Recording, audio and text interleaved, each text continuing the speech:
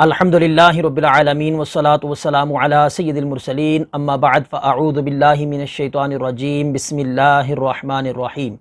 السلام علیکم ورحمۃ اللہ وبرکاتہ۔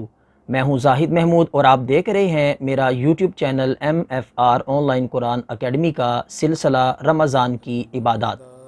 پچھلے ایپیسوڈ میں ہم نے 28ویں روزے کی عبادات کا ذکر کیا تھا۔ آج ہم 29ویں روزے کی عبادات کا ذکر کریں گے۔ 29واں روزہ یہ اس کی جو شب ہے وہ تاکرات بھی ہے اور آخری بھی ہو سکتی ہے، تو اللہ تبارک و تعالی ہمیں 30واں روزہ بھی نصیب فرمائے۔ اس سے پہلے رمضان المبارک کے جب آخری ایام آتے ہیں تو ایک میسیج ہے جو وائرل ہو جاتا ہے۔ وہ میسیج کیا ہے کہ حضرت محمد صلی اللہ تعالی علیہ وآلہ وسلم نے ارشاد فرمایا، جس شخص کی نمازیں قضا ہوئی ہوں اور تعداد معلوم نہ ہو تو وہ رمضان کے آخری جمعہ کے دن 4 نفل ایک سلام کے ساتھ ادا کرے تو اس کی نمازیں جتنی بھی قضا ہیں یہ اس کے لیے کافی ہے۔ تو ناظرین، اس طرح کی یہ جو میسیج ہے، اس طرح کا یہ جو بیان کیا جاتا ہے، کوئی حدیث نہیں ہے، یہ لوگوں کی من گھڑت ہے۔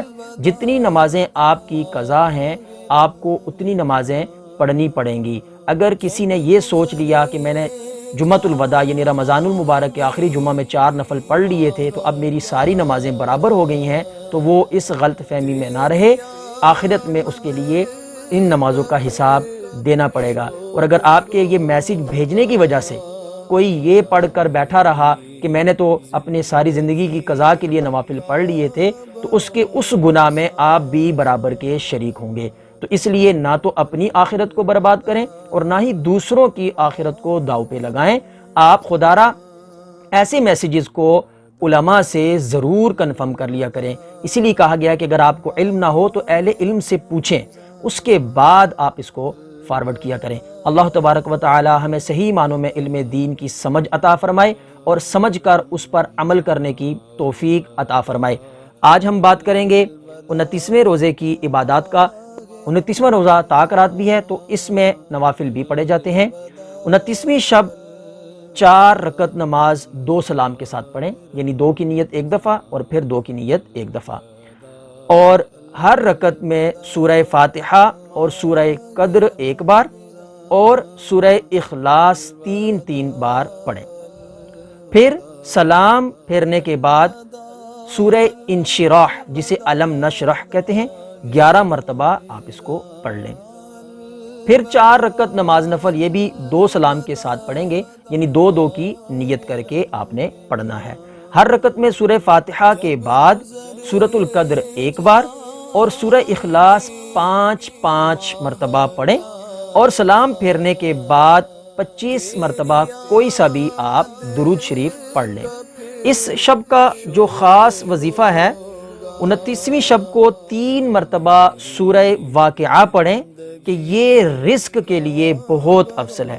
یہاں پر ان لوگوں کو کرنا چاہیے کہ جو لوگ اکثر رزق کے لیے پریشان رہتے ہیں، اب صرف ان کو نہیں سب کو بھی کرنا چاہیے کہ اللہ تعالیٰ جن کو اللہ نے رزق سے نوازا ہوا ہے کہ ان کے رزق میں اللہ تعالیٰ مزید برکتیں دے، اور جو رزق کی تنگی کی وجہ سے پریشان رہتے ہیں تو اللہ تبارک و تعالیٰ ان کو ان کے رزق میں وسعتیں فرمائے، آمین۔ فجر کی نماز کے بعد 25 مرتبہ درود ابراہیم پڑھیں، اور پھر ظہر کی نماز کے بعد یا علیم، یہ اللہ تبارک و تعالی کا اسم ہے، اس کو 100 مرتبہ پڑھ لیں۔ بعد نماز عصر سورہ فاتحہ 7 مرتبہ آپ اس کو پڑھ لیں۔ پھر بعد نماز مغرب سورہ آل عمران کی آیت نمبر 26، اس کو 21 مرتبہ آپ پڑھ لیں۔ بعد نماز عشاء صلاۃ الحاجات 4 رکعت نفل یہ آپ پڑھ لیں، اور اس کے بعد یا رحیم، یہ اللہ عز و جل کا اسم ہے، اس کو 100 مرتبہ پڑھ لیں۔ تو اس طریقے سے آپ ان عبادات کو شامل کر لیں تو اللہ تبارک و تعالی آپ کو اس روزے کی اور زیادہ برکتیں نصیب فرمائے گا۔